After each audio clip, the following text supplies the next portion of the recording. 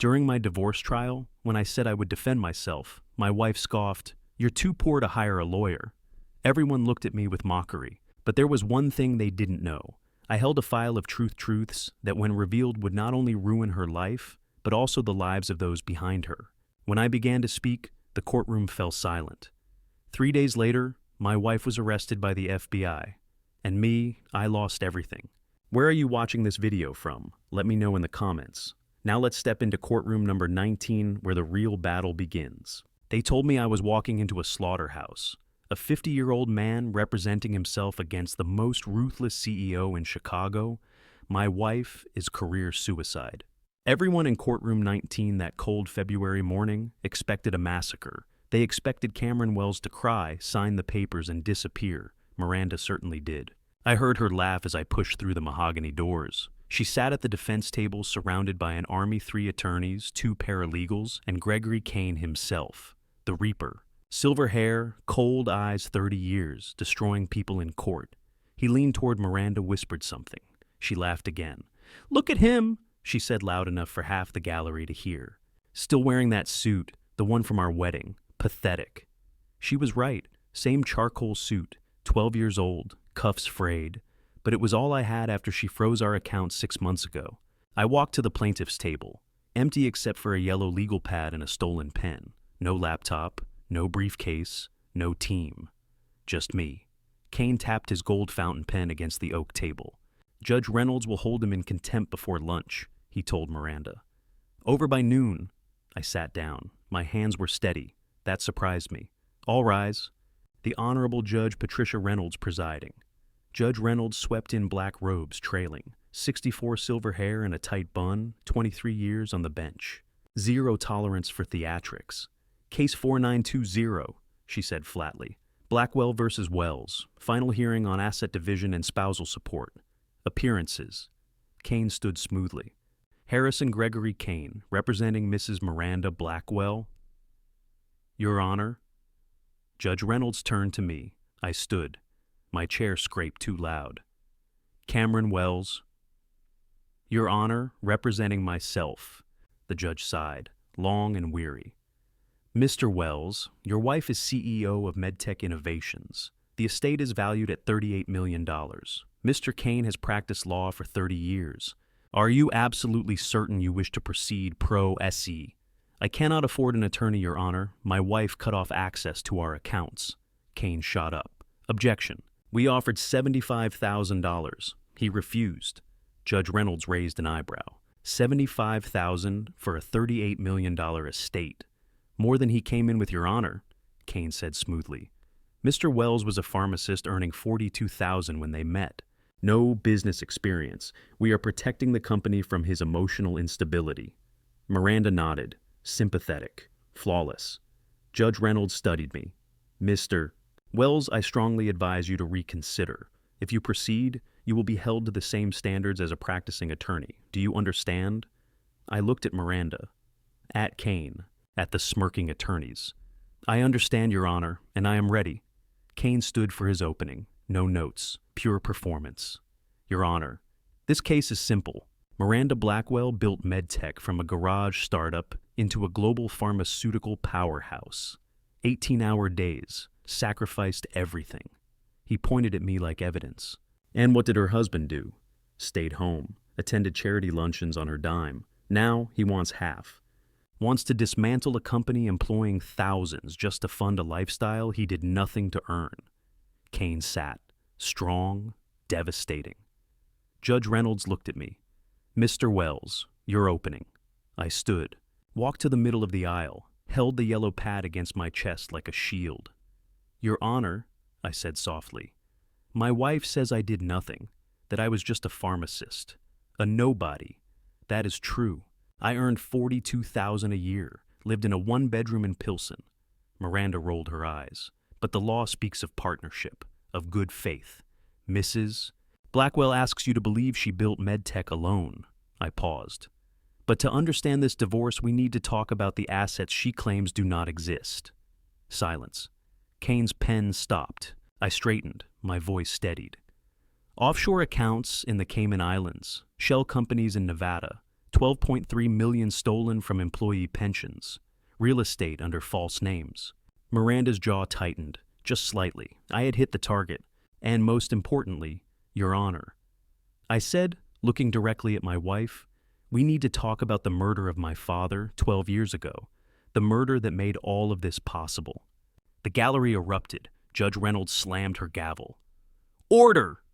But I did not take my eyes off Miranda. The slight tightening around her eyes told me everything. I had her.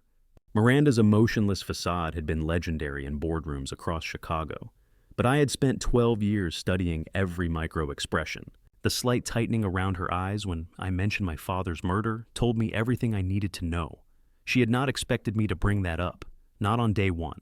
Judge Reynolds used her gavel to restore order. Mr. Wells, she said, voice sharp, those are serious allegations. I hope you have evidence to support them. I do, Your Honor, I said. I reached into my jacket and pulled out a yellow manila folder. My hands were steadier than they had been in months. I walked to the bench and handed the judge a document. Exhibit A, I said. Bank transfer records from MedTech Innovations' corporate account to an offshore account in the Cayman Islands. Account number CY88472, MBI. Amount transferred $5.2 million. Date December 20th, 2024. Kane was on his feet immediately. Objection, Your Honor. Fabricated allegations. No proper authentication. No chain of custody. I will allow it for preview, Judge Reynolds said, scanning the document. Her eyebrows lifted slightly.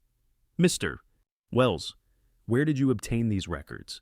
From our family iCloud account? Your Honor, I said. Illinois is a one-party consent state. I had legal access to all shared digital files. Kane's jaw tightened. He had not expected that.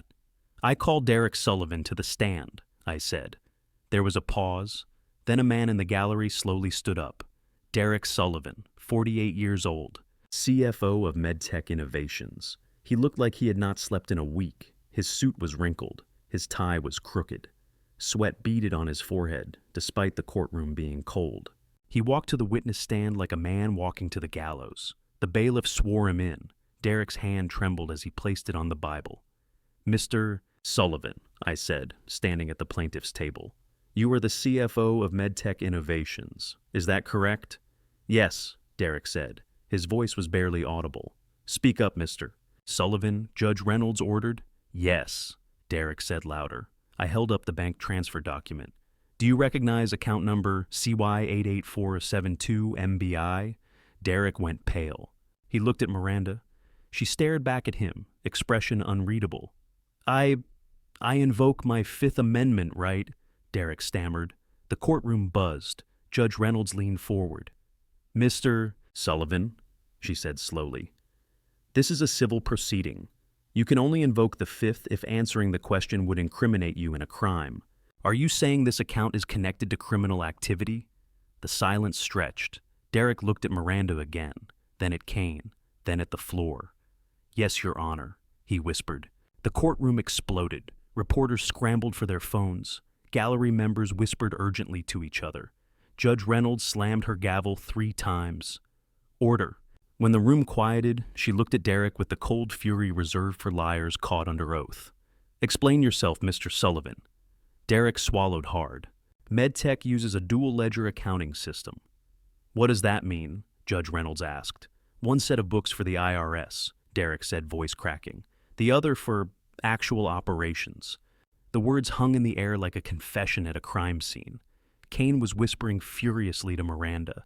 She ignored him, her eyes locked on Derek. I picked up another document from my table. Mr. Sullivan, I said. On December 14th, 2024, did you authorize a transfer of $8.5 million to a shell company? Derek's face crumpled. Mrs. Blackwell authorized it. I just executed the transfer. What was the name of that company? Orion Pharma Holdings. I turned to Judge Reynolds. Your Honor, I would like to submit Exhibit B. I placed the document on the overhead projector. The image filled the screen behind the judge's bench. Articles of incorporation for Orion Pharma Holdings. Registered in Carson City, Nevada. Date, January 15th, 2023. And there in sharp black letters, owner Kyle Preston. Age 35, title consultant, Mr. Sullivan, I said, keeping my voice level. Who is Kyle Preston? Derek looked like he wanted to disappear through the floor. He is Mrs. Blackwell's personal assistant. For 7 years now. A personal assistant, I repeated. Who owns an $8.5 million pharmaceutical shell company? Objection. Kane shot to his feet, his composure finally cracking. Your Honor, this is speculation and character assassination. Mr. Wells is overruled. Judge Reynolds said, her eyes still locked on the screen. Mr. Wells, get to the point. Let me save the court some time, I said. I reached into my folder and pulled out a stack of papers. Mr. Preston is not just an assistant. I presented the next exhibit hotel receipts from the Peninsula Chicago, December 3rd through 5th, 2024. Room charge to MedTech Innovations corporate account. 2 guests listed Miranda Blackwell and Kyle Preston. The gallery murmured. A few sharp intakes of breath. I continued. Exhibit D, text messages recovered from our family iCloud account. The messages appeared on the projector screen. Kyle to Miranda, December 10th. Baby, when C is finally gone, we can stop hiding. I love you. Miranda to Kyle, December 12th. Soon. Just wait a little longer. Lawyer says 6 more months. Then we're free. Miranda abruptly stood up. Those messages are private. Sit down, Mrs. Blackwell. Judge Reynolds said, her voice cold as ice. Mr. Wells has legal access to the family account under Illinois marital property law. Miranda sat, but her mask was slipping. I could see the fury building behind her eyes. I placed one final document on the projector, a photograph. It was from the Chicago Tribune social page dated December 3rd, 2024. The photo showed Miranda in a black evening gown at MedTech's annual charity gala. Standing beside her, hand resting casually on her waist, was a young man with dark hair and a confident smile. The caption read, CEO Miranda Blackwell with assistant Kyle Preston at MedTech Innovations annual fundraiser. Kyle Preston is 35 years old, I said, letting the number settle. He has been Mrs. Blackwell's assistant for 7 years. That means he started working for her when he was 28. I paused, turned to face Miranda directly. Your Honor, I said, I want to discuss the timeline of our marriage and when our daughter was born. Miranda's face went pale. Kane jumped up. Objection, relevance. I will allow it, Judge Reynolds said. She was leaning forward now, fully engaged.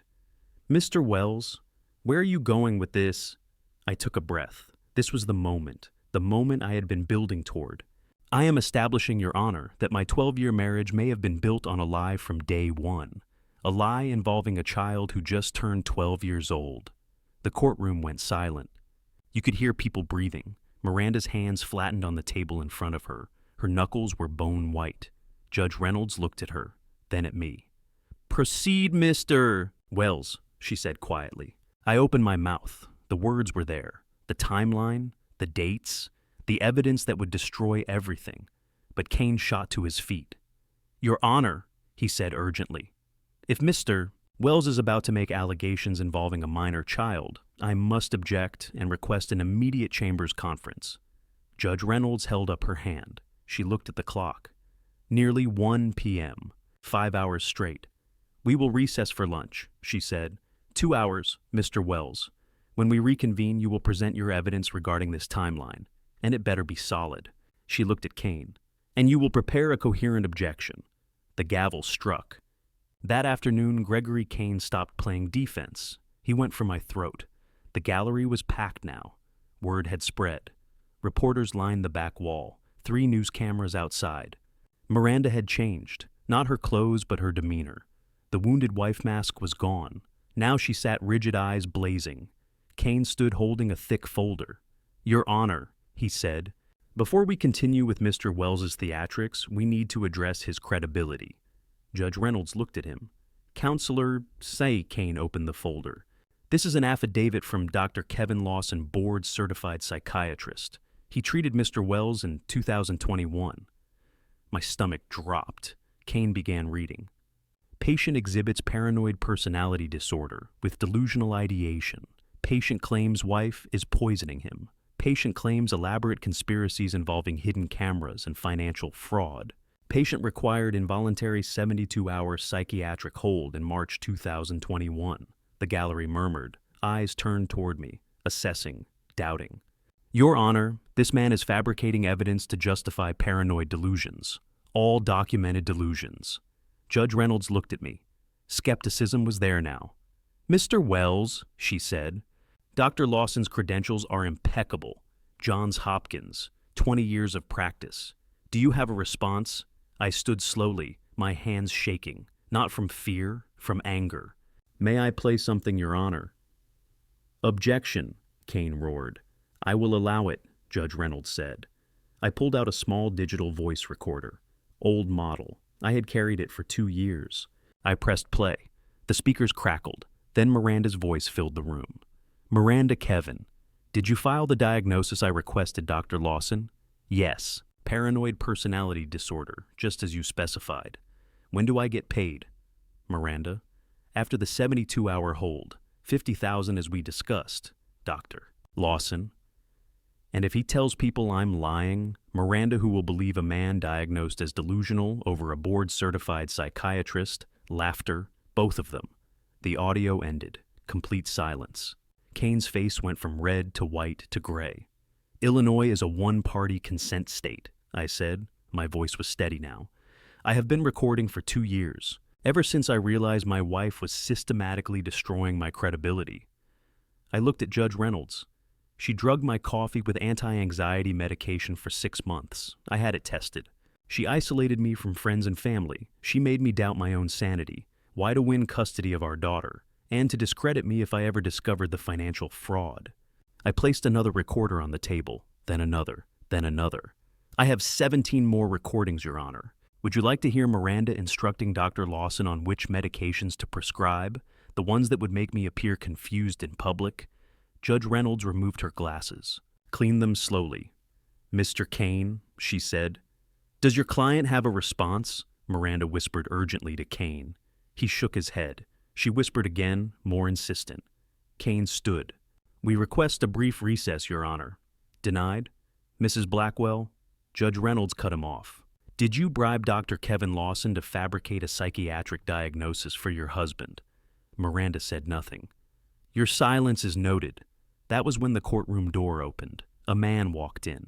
Disheveled, cheap suit 2 sizes too big, face unshaven, eyes red like he had been crying. It was Dr. Kevin Lawson. He walked straight to the witness stand. Your Honor, he said, voice hoarse. I need to confess something before this goes any further. I had not expected this. Miranda had not expected this. Even Kane looked shocked. Dr. Lawson turned to me. We made eye contact. Mr. Onwells, he said, I am deeply sorry for what I did to you. He turned to the judge. Everything on that recording is true. Mrs. Blackwell paid me $50,000 to fabricate a diagnosis. She gave me a list of medications to prescribe, benzodiazepines, antipsychotics, drugs that would make him foggy, confused, easy to discredit. His voice cracked. I did it because I had gambling debts, $40,000 to bad people in Atlantic City. Mrs. Blackwell paid them off. In exchange, I destroyed an innocent man's reputation. The gallery erupted, reporters typing frantically. She told me it was for his own good, that he was actually sick. I believed her because I needed the money. He swallowed hard. But then she asked me to increase dosages, to write letters saying he was unfit for work, to testify that he should be committed long-term. He turned back to me. I am so sorry. I will testify to everything. I will surrender my medical license, whatever it takes. Judge Reynolds leaned back. She looked at Miranda with pure contempt. Mr. Kane, she said quietly, I suggest you consult with your client immediately, because what I am hearing suggests criminal charges far beyond financial fraud. Kane was pale. He looked at Miranda. She looked back with those cold, furious eyes. And for the first time since I walked into this courtroom, I saw something I had never seen before. Miranda Blackwell looked afraid. I had never met Dr. Kevin Lawson face to face, only through the fog of the medications he prescribed. Seeing him now broken, terrified, standing at the witness box, I almost felt sorry for him. Almost. He had already been sworn in during the chaos of his entrance. Now, hands still trembling from placing them on the Bible, he looked at me for the first time. Dr. Lawson, I said, stepping toward the witness stand. Did you fabricate my psychiatric diagnosis? Yes, his voice cracked. Everything in that affidavit was false. You do not have a mental illness. You were completely sane. The gallery erupted again. Judge Reynolds did not bother with her gavel this time. She just waited for the noise to die down naturally. Why did you lie? I asked. Lawson did not look at Miranda. He stared at his hands. I had gambling debts, he said. $53,000 to people in Atlantic City. Dangerous people.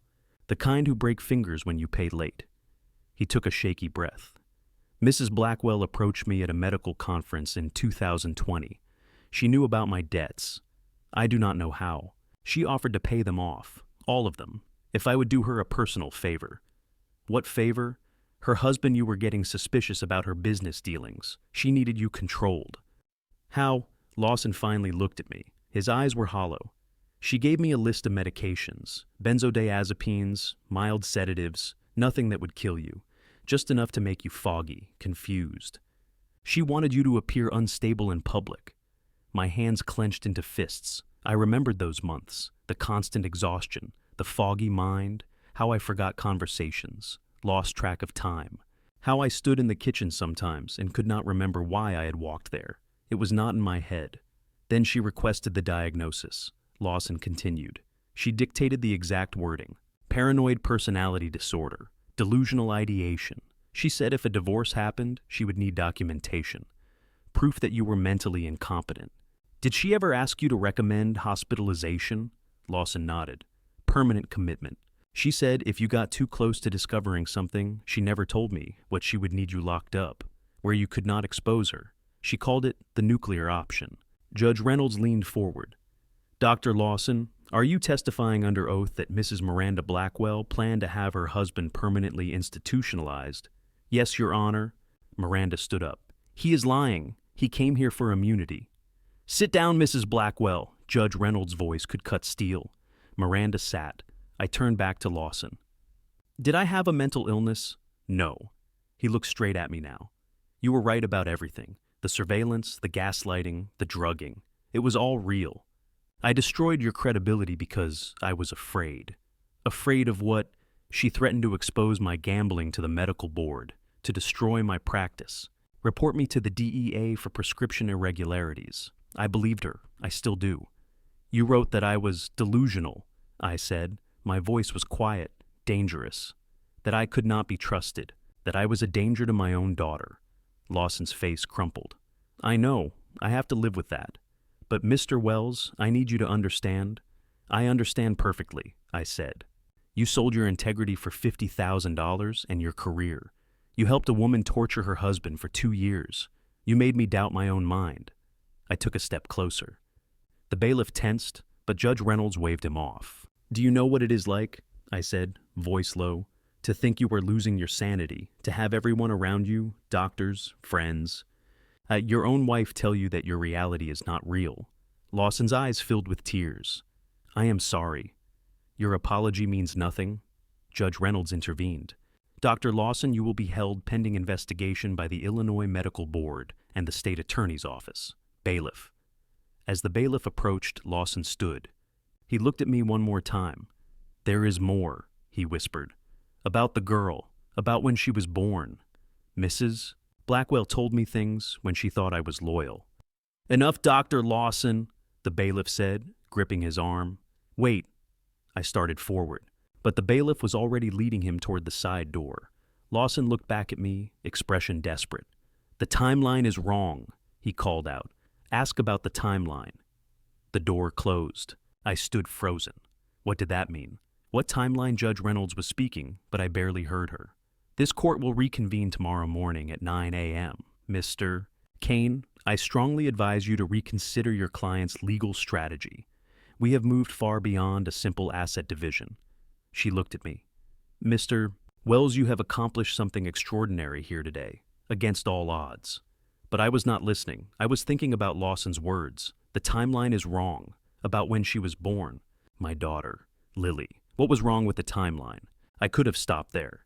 I had proven Miranda was a liar and a manipulator. I had exposed the bribery, the gaslighting, the systematic destruction of my credibility. But 4,000 workers deserved to know why their retirement fund had disappeared. The next morning, the courtroom was different. The gallery was packed, but not with reporters this time. These were medtech employees. I recognized some of them. Nurses from the research wing, lab technicians, warehouse workers in company polo shirts. They had taken the day off, driven downtown, paid for parking. They deserved the truth. Judge Reynolds noticed the shift in the room's energy. "Mr. Wells," she said as we reconvened, "I believe you have additional evidence to present." "I do, Your Honor, but first may I address the gallery?"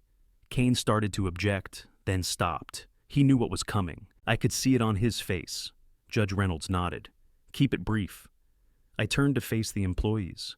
"How many of you work for MedTech Innovations?" I asked. About 30 hands went up, more than I had expected. "How many of you have been contributing to your 401k retirement plan for the past 3 years?" All the hands stayed up. I took a breath. This was going to hurt them, but they needed to know. "I am sorry to tell you this," I said, "but your money is gone." The room exploded, shouts of disbelief.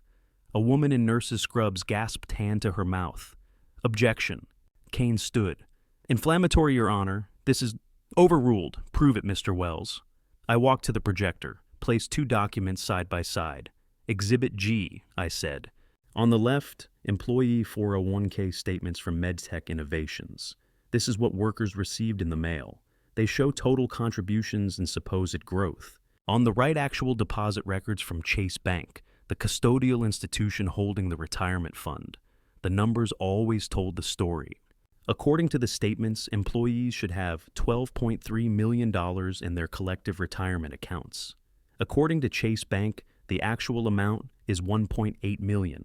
Silence, then chaos. "That is my money," someone shouted from the gallery. 23 years, a woman cried. "I saved for 23 years. Judge Reynolds gavelled for order, but her face had gone pale. I called Derek Sullivan back to the stand. He looked worse than yesterday. I could tell he had not gone home. Same clothes, unshaven. "Mr. Sullivan," I said, "where did the missing $12.3 million go?" Derek stared at the table. "Offshore, to the Cayman accounts. And then, real estate purchases. Properties in Phoenix, Arizona. Under whose name? Frank Delgado." "Who is Frank Delgado?" Derek's voice was barely a whisper. "Mrs. Blackwell's driver." I presented the property deeds.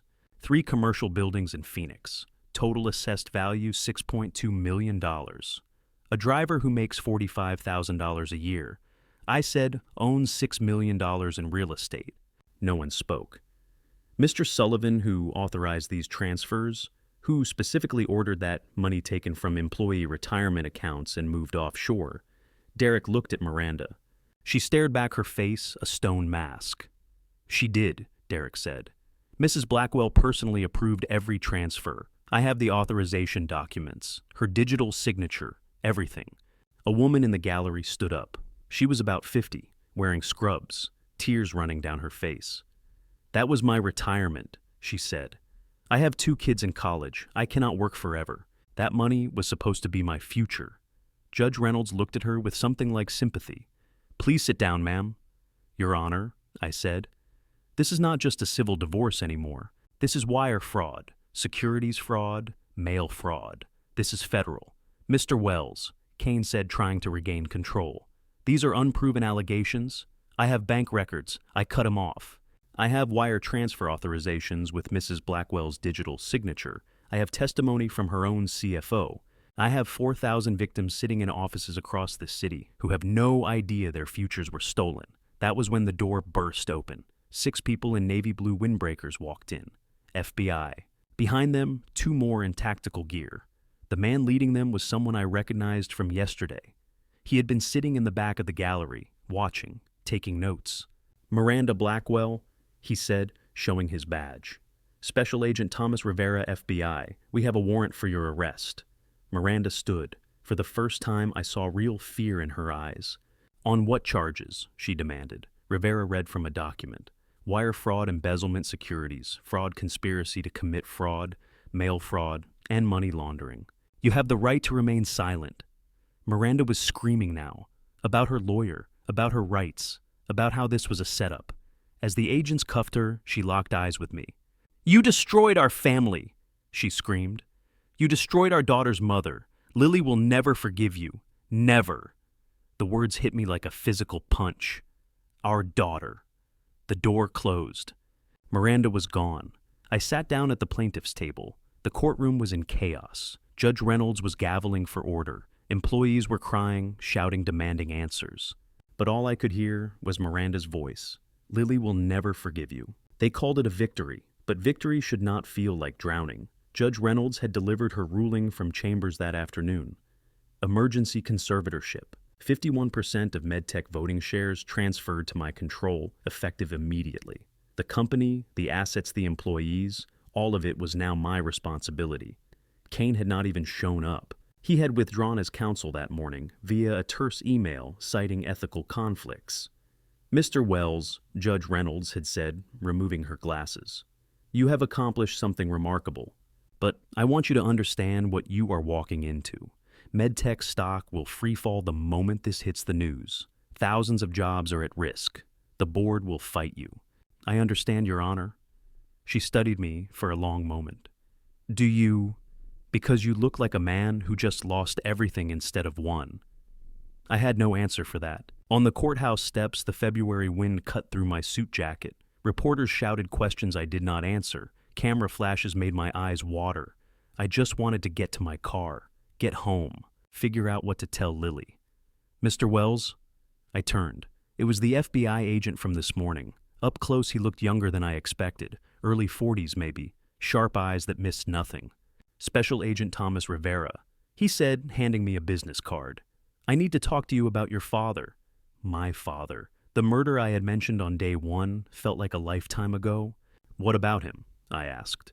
"We are opening a formal investigation into his death. Based on what came out in court, the offshore accounts, the real estate acquisitions, the timeline, there are some inconsistencies we need to look into."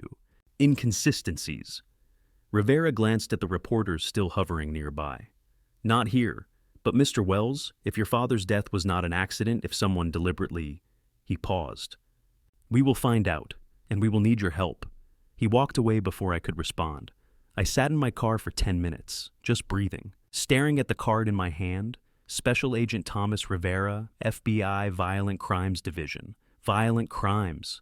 My phone buzzed. 5 missed calls. All from Lily's school. My stomach dropped. I had forgotten to pick her up. It was 7 p.m. when I pulled into the MedTech Innovations parking garage beneath the Willis Tower. Lily had been picked up by her friend's mother 3 hours ago. I had called, apologized, promised I would explain everything. "Mom says you are trying to put her in jail," Lily had said. Her voice was small, hurt, so different from the laughing girl who used to wait for me at the school gates. "Lily, it is complicated. I do not want to talk to you right now, Dad." The line had gone dead. I sat in the parking garage for another 5 minutes, gripping the steering wheel, trying not to fall apart. I rode the elevator to the 62nd floor, MedTech's executive suite. Security had already updated the access codes. My keycard worked. Miranda's did not anymore. The office was exactly as I remembered it from the few times I had visited. Floor-to-ceiling windows overlooking Chicago. The lights of the city spreading out like stars. Sleek furniture. Everything cold and modern and expensive. I stood in the middle of the room, feeling like an intruder. Why was I here? What was I looking for? The timeline is wrong. Ask about the timeline. Doctor. Lawson's words had been echoing in my head all day. I walked to Miranda's desk. Open drawers, files, contracts, nothing personal. Miranda never kept anything personal at work. Then I remembered something she had said years ago, back when we were still pretending to be happy. "I keep my insurance behind my favorite view," she had told me at a charity gala, drunk on champagne. "You never know when you need leverage." I had thought she was joking. I turned to the wall behind her desk. A large frame print of the Chicago skyline at sunset. Beautiful, expensive, the kind of art you see in corporate lobbies. I lifted the frame off the wall. Behind it was a wall safe. My hands were shaking as I stared at the keypad. 6 digits. What would Miranda use? I tried our wedding anniversary. Wrong. I tried her birthday wrong. Then I tried Lily's birthday. November 18th, 2013, 11:18 to 13. The safe clicked open. Inside were documents, foreign account statements, property deeds, USB drives, and at the bottom, a red leather notebook. I pulled it out. The leather was worn like it had been handled often, referenced frequently. I opened to the first page. The handwriting was Miranda's. Precise, controlled. The handwriting I had seen on birthday cards and grocery lists for 12 years. Entry, June 15, 2012. Target identified Thomas Wells, age 68. Owns 4 acres prime riverfront property Streeterville. Estimated value 18. Property protected by historic preservation designation. Purchase attempts failed 2009, 2010, 2011. Wells refuses all offers. Problem property essential for Phase 2 expansion. Zoning laws prohibit construction without Wells parcel. Solution needed, alternative approach. My vision blurred. I gripped the edge of the desk. June 15, 2012, 6 months before my father died. I turned the page. Some truths should stay buried. But I could not stop reading. Entry, July 3, 2012, GK suggests alternative solution. Meeting at his office 2 p.m. Discussed removal of Thomas Wells. GK's exact words: accidents happen, elderly pedestrians, poor visibility, hit and run, clean. Concerns: risk of investigation, timeline. GK assures has contacts in CPD, can manage scene. $200K fee, GK Gregory Kane. My hands were shaking so hard, the notebook almost slipped from my grip. I set it on the desk, stepped back, stared at it like it was a bomb. They had planned it. Months in advance. My father's death was not an accident. It was a business transaction. I should have stopped reading, should have called Agent Rivera right then. I did not. Entry, August 12, 2012. Problem. Even if TW removed property goes to son Cameron Wells, 38 pharmacist. Cameron has no reason to sell. Sentimental attachment to father's legacy. Solution, acquire Cameron instead of property. Research, Cameron Wells. Widower wife, died 2010, cancer. No children, lives alone, Pilsen neighborhood. Salary, $42K. Isolated, grieving. Vulnerable. GK suggests marriage. Damarani's property becomes marital asset. Upon divorce, can claim 50% or forced sale. Cleaner than murder. Timeline remove, father December 2012. Approach Cameron January 2013. Courtship 6 to 8 months. Marriage by end of 2013. I had to sit down. My legs would not hold me anymore. She had researched me like a corporate acquisition. Widower. Isolated, grieving, vulnerable. Every word was true. I remembered the day we met. January 20th, 2013. I had been at a coffee shop near the hospital where my father died. Miranda had accidentally bumped into me, spilled her latte on my jacket, apologized profusely, insisted on buying me a replacement. "You look like you were carrying the weight of the world," she had said, sitting across from me uninvited. Want to talk about it? I had told her about my father, the hit and run that killed him 6 weeks earlier, how the police had no leads, how I felt lost. She had listened, sympathized, given me her number. It had all been a script. Entry, October 28, 2012, complication pregnant. Father Kyle, age 22, personal assistant relationship, ongoing 8 months. Due date early July 2013. Problem pregnancy will show before marriage to Cameron possible. Solution. Can use pregnancy to accelerate Cameron pursuit. Claim premature birth if necessary. Cameron grief-stricken, desperate for family. Will not question timeline closely. Note, KB agrees to maintain distance during courtship/marriage marriage period. Financial compensation, $2 million plus property stake upon divorce. I stared at the page until the words blurred. Kyle Preston, 22 years old, in 2012. Lily was born July 2nd, 2013. Miranda and I did not meet until January 20th, 2013. The math did not work. Lily was not premature. Lily was not mine. Entry, December 3rd, 2012, 8:47 p.m. Lakeshore Drive, north of Navy Pier. GK executed. Thomas Wells struck by. Vehicle GK, driving rental Illinois, plates removed. Subject died, on scene. CPD Detective Morris G.K. Contact assigned case. Ruled accidental hit and run. No witnesses. Clean. Fee transferred $200K to GK offshore account. Property transfer pending estate goes to Cameron Wells, son sole heir. Estimated timeline 4-6 weeks probate. My father had died at 8:47 p.m. on December 3rd. I had been at work, filling prescriptions, complaining about the holiday rush. He had called me that afternoon, asked if I wanted to have dinner. I had said I was too tired. Those were the last words I ever said to him. I am too tired, Dad. I kept reading. Entry January 15, 2013, located Cameron at Grief Support Group St. Michael's Church basement, Tuesday 7 p.m. Attended as recent widow. He is devastated, vulnerable, perfect. She had infiltrated a grief support group, pretended to be a widow, sat next to me while I cried about my father. I remembered her. Black dress, tissue in her hand. She had told me her husband died in a car accident too. We had bonded over the shared trauma. It had all been a lie. Entry January 20th, 2013 coffee shop encounter staged. Spilled latte technique effective. Cameron responsive. Exchange numbers. He is lonely, isolated, naive. Perfect target. Physical assessment, adequate. Not wealthy, but stable employment. Most importantly, owns father's property outright probate. Cleared John, J12, adequate. She had rated me like a used car. Entry February 9th, 2013, slept with Cameron. He is inexperienced, eager to please, emotionally dependent already. This will be easier than expected. My vision went red. I wanted to throw the notebook across the room, wanted to scream. I kept reading. Entry March 4th, 2013, revealed pregnancy to Cameron.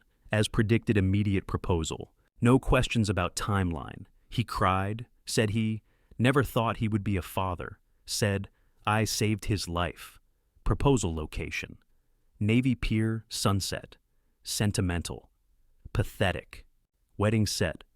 November 2013. Rushed timeline explained as wanting to be married before baby arrives. No one will question. I had proposed on Navy Pier. Bought the ring with my savings. Thought I was the luckiest man alive. Entry October 18th, 2013, Lily. Born today, 6:42 a.m. Told Cameron premature, claimed 34 weeks, actually full term, 40 weeks. He believed it without question. Held her, cried, said she was perfect. DNA test private lab, cash payment, Kyle Preston, 99.97% paternity match. Cameron will never suspect. He is too desperate to be a father, too desperate to have a family again. Property deed transferred to marital assets November the 20th, 2013. Mission accomplished. I closed the notebook, 12 years. 12 years of my life built on murder and lies. Lily's entire existence was a weapon designed to steal my father's land.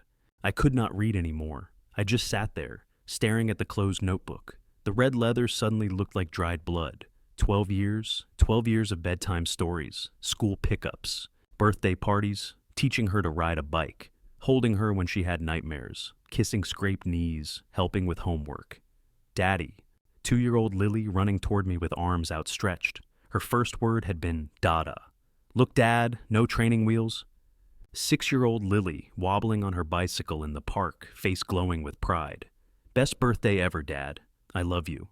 12-year-old Lily last month hugging me after I gave her the telescope she wanted. Not my daughter, never was. Every memory felt like it was being ripped out of my chest and burned in front of me.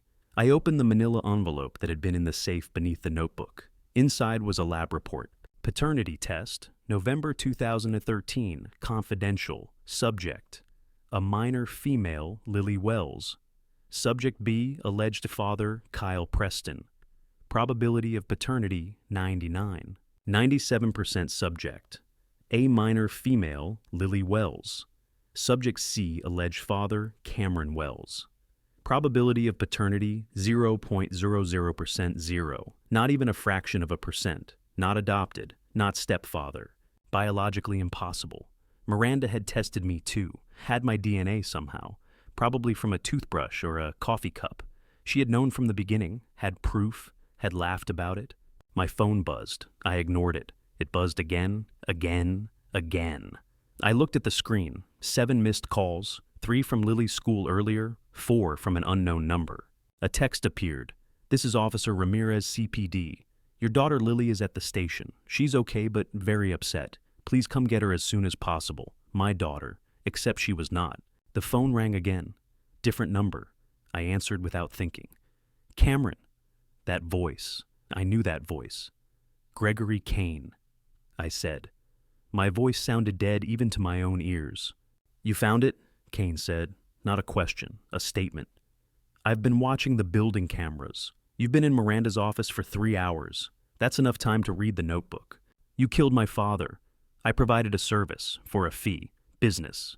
His voice was calm, rational, like we were discussing a consulting contract.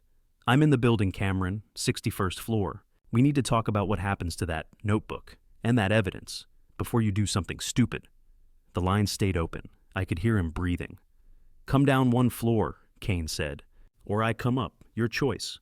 I had spent 3 hours learning my life was a lie. I had 3 minutes to survive the man who created it. The office lights went out, all at once. The entire floor plunged into darkness except for red emergency exit signs. Kane had cut the power. I grabbed the notebook and DNA results shoved them into my jacket. My phone was still connected to Kane's call. "Smart move, Gregory," I said, keeping my voice steady. "The building security is electronic." Kane's voice came through. "Doors locked during after-hours power failure. You're trapped. I control the override codes."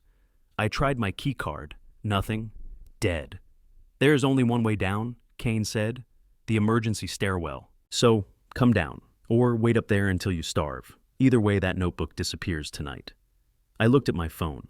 The call was connected, but I noticed something else. A second line was active underneath. I had pocket-dialed Agent Rivera 40 minutes ago. He had been listening to everything. "I'm coming down," I said loudly, clearly. "But if you hurt me, the FBI already has copies. I scanned everything." I hadn't. But Kane didn't know that. I pushed through the stairwell door, concrete and steel. Dim emergency lights every 3 floors. I started down. Above me, a door slammed. Kane had entered. "You shouldn't have found that notebook," Kane's voice echoed down. I took the stairs 2 at a time. Floor 60. 59. "Your father said something before he died," Kane called. His voice was getting closer. "Want to know what—" I kept moving. Floor 55. "He said, 'I have a son,'" Kane continued. Those were his last words. He was right, but it doesn't matter. Floor 50. "You killed him for $18 million, I shouted back. $20 million by the time we broke ground. It wasn't personal. Your father was stubborn. Miranda needed the land." Floor 45. My lungs were screaming. "She planned everything," Kane said. His breathing was heavy now. "The pregnancy, the marriage, which coffee shop to bump into you at. She researched you for months." Floor 40. I stumbled, caught myself on the railing. "She's brilliant, sociopathic, but brilliant, and you never suspected." "I loved my wife," I said. "I loved my daughter." "It says you're weak." Floor 30. Kane was 1 floor behind. "The FBI is listening." "Gregory," I said, "you're confessing to murder. No recording is admissible without warrant. I'll claim duress." Floor 20, 15, 10. The lobby door was ahead. I slammed into it, locked. "Fire door electronically sealed," Kane said. Rounding the corner, he held a letter opener. Long, steel, sharp. "Nothing personal," Kane said, descending toward me. "Fire extinguisher." Mounted on the wall, I ripped it free, heavy, 20 pounds. Kane lunged. I swung. It connected with his shoulder. He stumbled. The letter opener slashed my forearm. Pain exploded. Blood soaked my sleeve. FBI dropped the weapon. The stairwell door burst open. Agent Rivera, 2 other agents, guns drawn. Kane looked up, looked at me, looked at the opener. He dropped it. "That's a confession," I said, holding up my phone. Blood dripping onto the screen. All of it. The murder, the planning, everything. Kane's face went white. "You recorded every word a Rivera said. You initiated contact. You made threats. You chased him with a weapon. That's not coercion. That's evidence." 2 agents grabbed Kane, cuffed him. "You'll rot for this," Kane screamed. "For a daughter who isn't even yours." The stairwell went quiet. Rivera helped me sit. Medic is on the way. I nodded. Couldn't speak. That was incredibly stupid, Rivera said, and incredibly brave. The medics arrived, bandaged my arm, 8 stitches. You're in shock, one said. We should take you to the hospital. No, I need to go to the police station. My daughter is waiting. Rivera looked at me. Cameron, you don't have to do this tonight. I still have to tell my daughter her mother is a murderer, I said, standing. And I am not her father.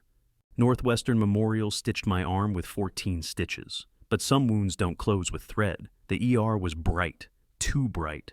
A doctor with steady hands worked on my forearm. I watched him pull the needle through my skin. Again, 14 times. I didn't feel any of it. Agent Rivera sat beside the bed, notebook open. Past midnight. Gregory Kane has been charged with first-degree murder, conspiracy, attempted murder. He's not getting bail. We have the notebook, your recording, the DNA evidence. He's done. And Miranda, 32 counts, wire fraud, embezzlement, conspiracy to murder, money laundering. 32 years minimum. She'll be 70. I nodded, felt nothing. Kyle Preston is cooperating, says he didn't know about the murder. We believe him. He was 22, young, manipulated, 8 years for financial crimes. Dr. Lawson, probation. 5 years, surrendered his license. Derek, full cooperation, witness protection. The doctor tied off the last stitch. Lucky, half an inch deeper and you would have bled out. Lucky, Mr. Wells, Rivera said. Miranda isn't showing remorse. She told her lawyer, quote, Cameron was a means to an end. I'd do it again. The room tilted. She really is a sociopath, I said quietly. Yes. There was a knock. A woman in a blazer entered, early 40s, kind eyes. Mr. Wells, I'm Miss Charlotte from DCFS. My stomach dropped. Lily, your daughter is safe. Temporary placement facility, clean, supervised. I need to see her.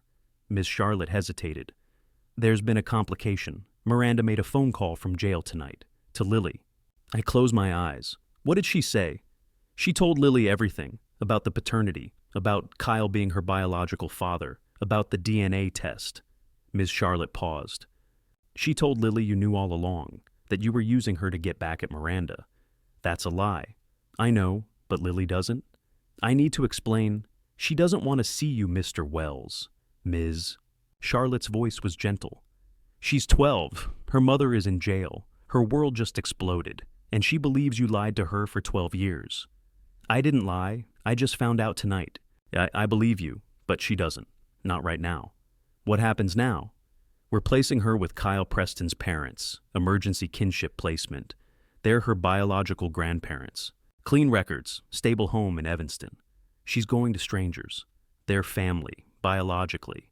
I'm her father. I raised her 12 years. You're not on the birth certificate. Miranda has sole custody. With her incarcerated guardianship defaults to next of kin. You have no legal standing. The fluorescent lights were too bright. Can I try? I asked. Can I try to see her tomorrow? Miss Charlotte looked at me for a long moment.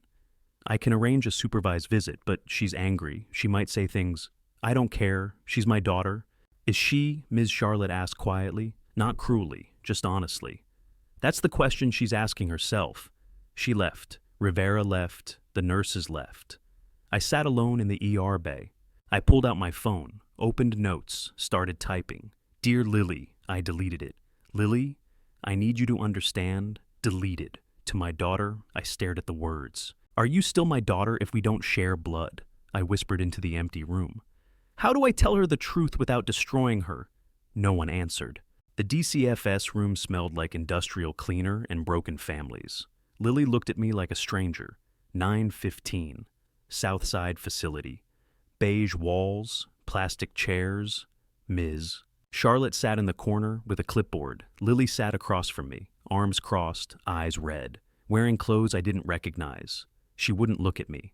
Lily, I said. My voice cracked. She stared at the table. I know you saw the news about your mom. They showed her in handcuffs, Lily said. Flat, empty. Channel 7, my friend's mom texted me a screenshot. I'm sorry you had to see that. Are you... She looked up. Her eyes, Miranda's eyes, were cold. Mom said you did this on purpose. That's not true. She said you're not my real dad. Lily's voice shook. She said Kyle Preston is my biological father. Is that true? This was the moment I could lie. Yes, I said. It's true. Lily's face crumpled. So you lied my whole life? No, I found out 3 days ago, the same time you did. I had no idea. You expect me to believe that it's the truth. Why should I believe anything? Lily stood, paced to the window. My whole life is a lie. My mom is a criminal. My dad isn't my dad. Everything we had was real, I said. The bike rides, the birthdays, teaching you to swim, that was real. It was based on a lie. It was based on love. Lily spun around. Don't say that word. You don't get to say that anymore. Being a father isn't about DNA, I said quietly. It's about showing up. I've been there for 12 years. But you're not my dad. I am your dad, in every way that matters. No. Tears streamed down her face. Kyle is my dad, my real dad. I want to meet him. He's in federal prison. He won't be out for 8 years. I don't care. He's still my dad. Ms. Charlotte stood. Lily, maybe we should... No. Lily looked at me. I hate you. I hate that you're not my real dad. I hate that everything was fake. I hate that you made me love you. Each word was a knife. I want to live with Kyle's parents, Lily said. They're my real grandparents, my real family. I'm your family too. No, you're not, Ms. Charlotte intervened. Mr. Wells' Kyle's parents have agreed to take Lily. The court will likely grant guardianship.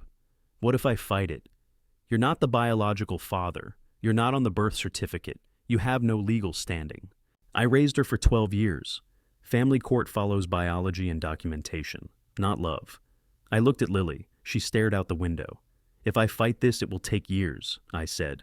Lawyers? Court battles. And Lily will be in the middle.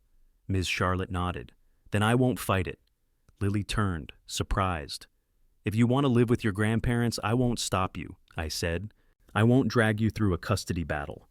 Good, Lily said, angry, not relieved. But Lily, I said, standing, I need you to know something. I loved being your father.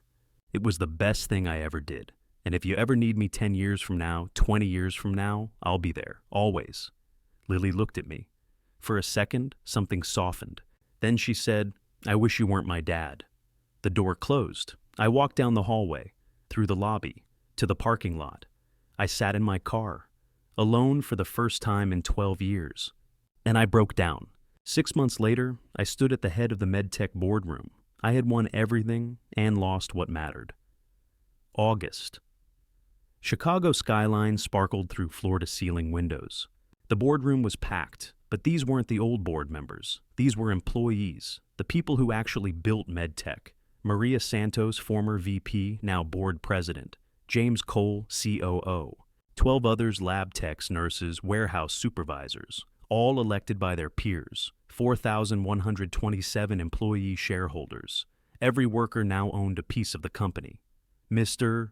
Wells, Maria said, standing. Chicago Tribune this morning. MedTech becomes largest employee-owned pharmaceutical cooperative in Illinois.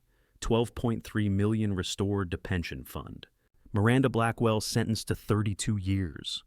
The room erupted in applause. I didn't feel anything, Maria continued.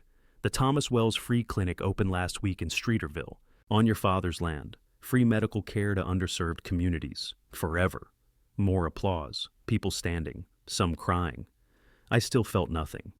Cameron, James said, you could have kept everything? The shares, the control, the salary. Why give it to us? I looked at the faces around the table. Good people, hard-working people. Because it was never mine, I said. My father believed companies should serve people. This is what he would have wanted. The applause was deafening, but all I could think about was Lily. After the meeting, I stood alone. Everyone had left to celebrate. I could hear champagne bottles popping. Mr. Wells? Agent Rivera stood in the doorway. Just wanted to check in, Rivera said. What you did here is remarkable. Miranda, serving her sentence at FCI Danbury, won't be eligible for parole for 28 years. She'll be 76. Kane died in May. Heart attack in Cook County Jail, 62. Kyle, 8 years at FCI Terre Haute, model prisoner, teaches GED classes, out in 6 with good behavior. His parents bring Lily to visit once a month. She's doing well, Cameron. Straight A's, soccer team. She's thriving. The word hit like a knife. Thriving, without me. I'm glad, I said. And I meant it, even though it hurt. Rivera handed me an envelope. From Ms. Charlotte. Inside was a photo, recent. Lily in a backyard. Soccer uniform, smiling, genuinely smiling. Kyle's parents, an older couple with kind faces, stood beside her. She looked happy. You did good, Cameron, Rivera said. You exposed murderers, saved a company, gave 4,000 people their futures back. I lost my daughter. You loved her enough to let her go. That's what good fathers do. Rivera left. I sat at the table, alone. The letter I had been carrying for 6 months was in my jacket. I pulled it out. Sealed, addressed Lily Wells, to be opened on your 18th birthday, November 18th, 2031, 6 years from now. Inside was everything I wanted to tell her, about her grandfather, about why I let her go, about how much I loved her. I had written it 47 times before I got it right. I left the letter with Ms. Charlotte. On her 18th birthday, not before. I promise, Ms. Charlotte said. What will you do now? Leave Chicago. Too many ghosts. Where? Montana. Small town called Missoula. They need a pharmacist at a community health center. Quiet. Simple. You deserve peace, Cameron. Do I? Yes, you do. I packed my apartment in 3 days. 12 years fit into 17 boxes. Most donated. I kept almost nothing. A few photos, some books, my father's watch. On my last day, I drove to the Thomas Wells Free Clinic. The sign was bronze. Permanent. My father's name in letters 2 feet tall. Inside the waiting room was full. Families, kids, elderly, all getting free care. I didn't go in, just stood outside, watching through the glass. This was my father's legacy. Not medtech, not the money, this. My phone buzzed. A text from Ms. Charlotte. Just a photo. It was Lily, same photo Rivera showed me. But this one had a caption. She's happy, Cameron. You gave her that. I looked at the photo for a long time. Lily's smile, real and unguarded. Be happy, I whispered. That's all I ever wanted. I got in my car, drove to the highway, took one last look at the Chicago skyline in my rearview mirror. Then I drove west, toward the mountains, toward silence, toward a life where I was just Cameron Wells. Not a CEO, not a father, not a victim. Just a man trying to find peace. Oakwood Cemetery was quiet in September. The kind of quiet that lets you hear the things you've been avoiding. I knelt in front of my father's grave. Autumn leaves scattered across the tombstone. Thomas Wells, 1948-2012. Beloved father. Hey, Dad, I said. Sorry it took me so long. The wind rustled through oak trees. I did it. Your land is a free clinic now. The Thomas Wells Free Clinic. Free care, forever. I traced his name on the stone. Miranda is in prison. 32 years. Kane is dead. Kyle is serving 8 years. Everyone paid for it. My throat was tight. But Dad, I lost Lily. Saying it out loud made it real. She doesn't want to see me. She's living with Kyle's parents. Happy, straight A's, soccer team. I laughed bitterly. I won everything and lost what mattered. I pulled the letter from my jacket. Lily Wells, November 18th, 2031. I wrote her a letter. She'll get it when she's 18. 6 years from now, I don't know if she'll read it. I opened a copy, read it out loud. Dear Lily, if you're reading this, you're 18 now. I want to tell you about your grandfather, Thomas Wells, the man who was murdered so your mother could steal his land. He believed integrity was the only thing you truly owned. You learned that Kyle Preston is your biological father, that I'm not related to you by blood, and you thought everything we had was a lie.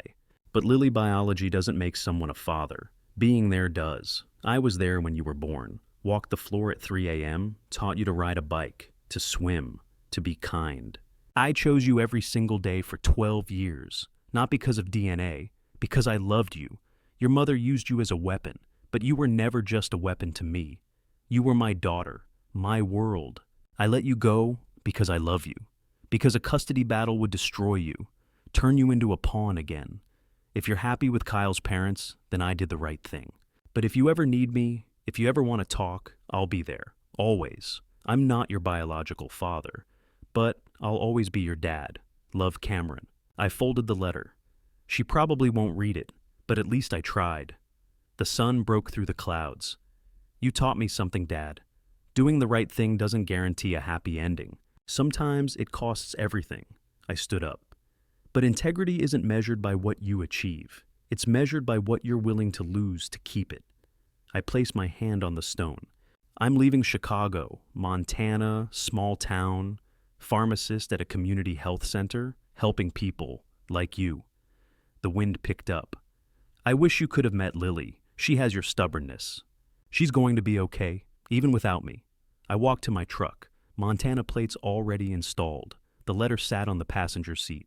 I would leave it with Miss Charlotte tomorrow. I started the engine, looked at the cemetery in my rearview mirror, my father's grave disappearing.